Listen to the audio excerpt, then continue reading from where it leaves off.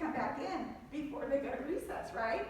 And your expectations in the hall and so on.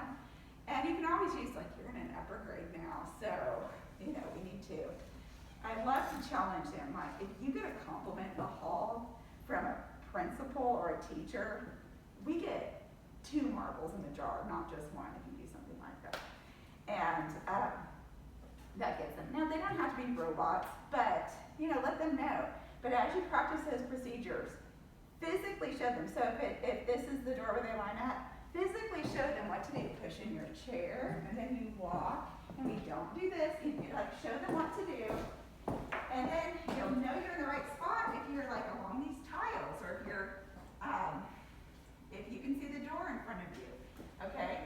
And you might even tell them how far to space out if they need to, or if something's in the way, how we go to this tile and then we make the line this way. But model it, show them what to do, then show them what not to do, then show them what to do again. Then have them try it, and be really picky, because whatever you get will unravel a little bit throughout the year. And so you've got to really stick to it and do it again. And you can even laugh about it, like, okay, you were so close, but I think we can even do better. You know, and then keep doing it. And even model the hands, everything, okay? And that will help your students. Okay, but you practice it not just that first day, you practice, practice, practice, practice. Okay, and again, using the team points is a great way to keep it going. And the avalanche, my makeshift classroom here. Quote of the week, I like to have that every Monday, that I would have a quote of the week to motivate them, just give them a little pep talk first thing. Let's see. We've got the schedule. I know there's something. Teach them something on the first day of school. Really, teach them something. Not something too complex, just something cool. So I have an activity where I would put, when they would be out at recess or wherever they are, I would put an encyclopedia down at every single desk. This is before we had technology in the classroom the way we do. But they would all each have an encyclopedia. And I would read some trivia. So by the way, did you know that Dr. Seuss, his name is mispronounced? It's actually supposed to be pronounced Seuss, Dr. Seuss. And did you know, can you guess the most common name in the world? Any guesses? First name. Bob. Bob? John. John? Jen. Muhammad. Okay. Any other guesses? Muhammad. That's it. It's Muhammad. And what's so strange to kids in America is they're not used to that name, especially in a smaller town. We don't have a lot of diversity.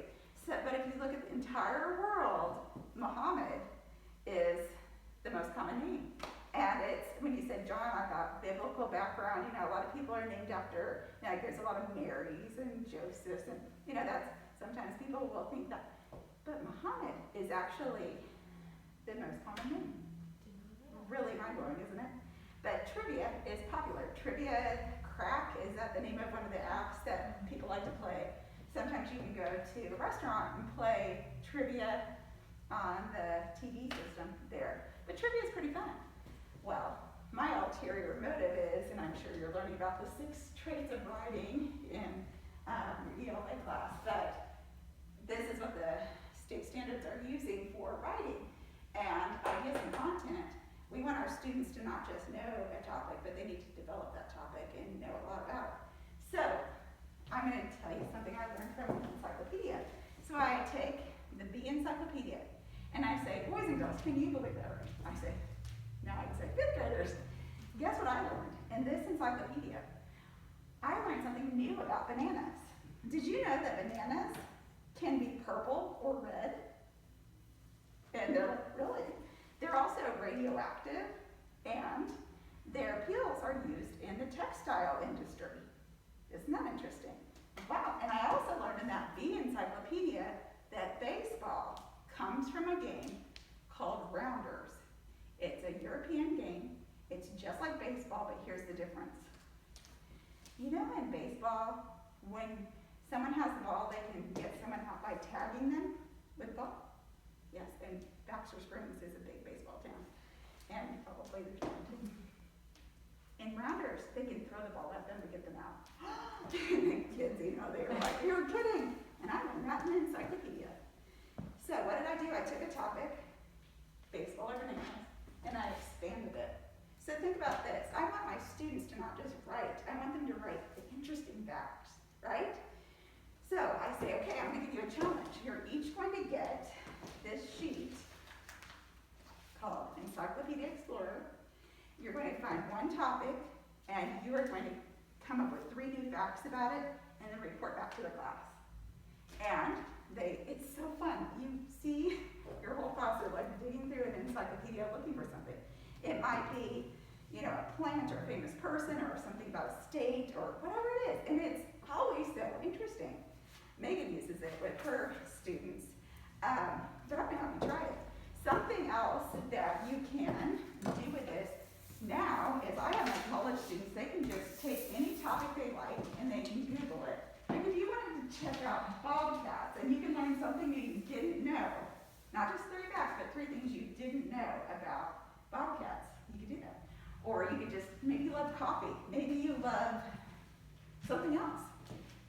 Just any word you want, and then you can find out more about it. So I'm actually going to have you try this. There are a couple